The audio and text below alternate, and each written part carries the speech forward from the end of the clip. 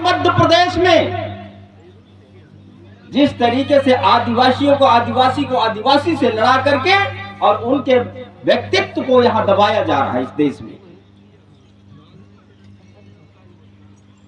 आज लड़ाई बहु हमारी शिक्षा की है, लड़ाई हमारी संपत्ति की है, लड़ाई हमारी जंगल और जमीन की है।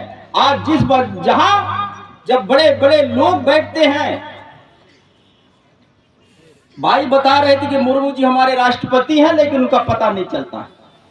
राज्यपाल भी आदिवासी है, उसका पता नहीं चलता।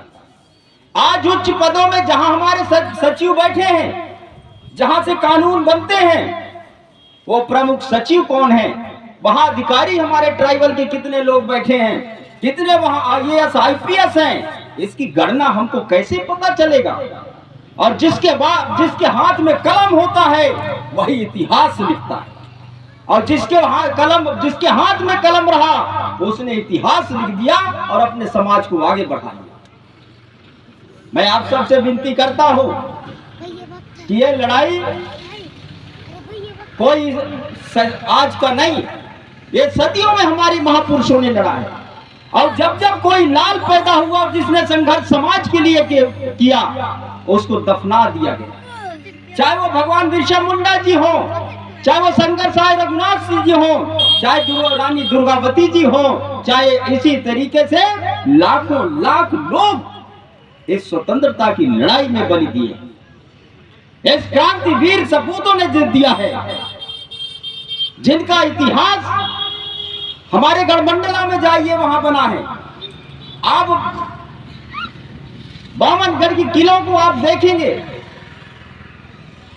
ये इतिहास आपको पुकारता है, लेकिन होगा कैसे?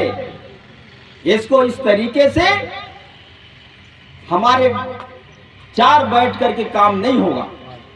हमारा होगा, हमको कैटेगराइज करना पड़ेगा, हमको बैठ के छोटे छोटे टुकड़ों में बातें करना पड़ेगा।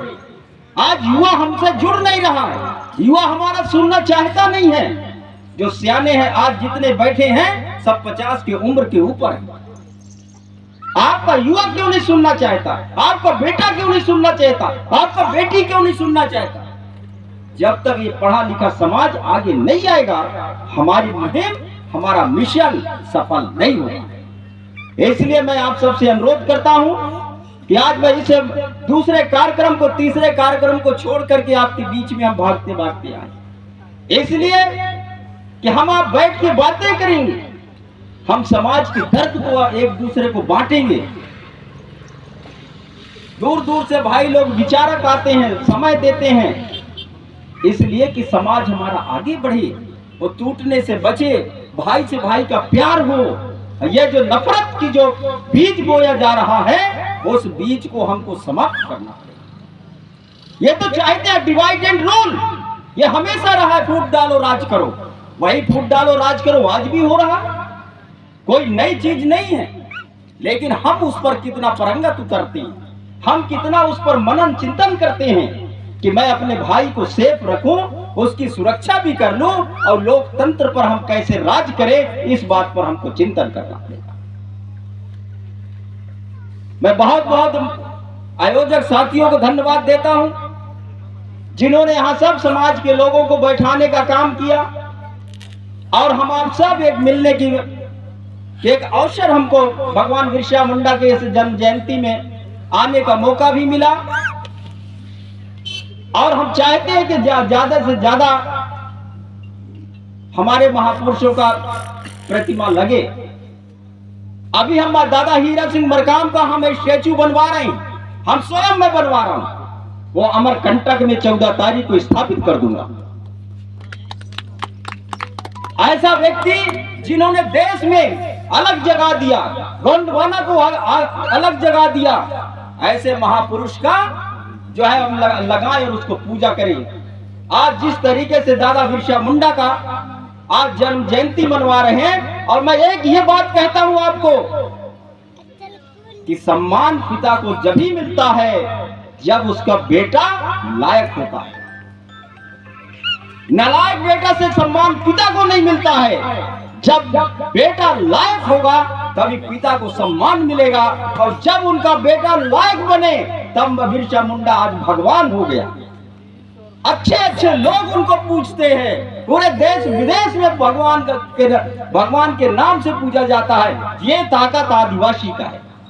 लाखों लाख लोगों ने उनके जयंती में आज इकट्ठा हुए, लाखों लाख लोग शंकर साहब रघुनाथ साहब की जयंती में इकट्ठा हुए। तब वहां जो अच्छे अच्छे लोग उनके चरणों में वंदन करने लगे।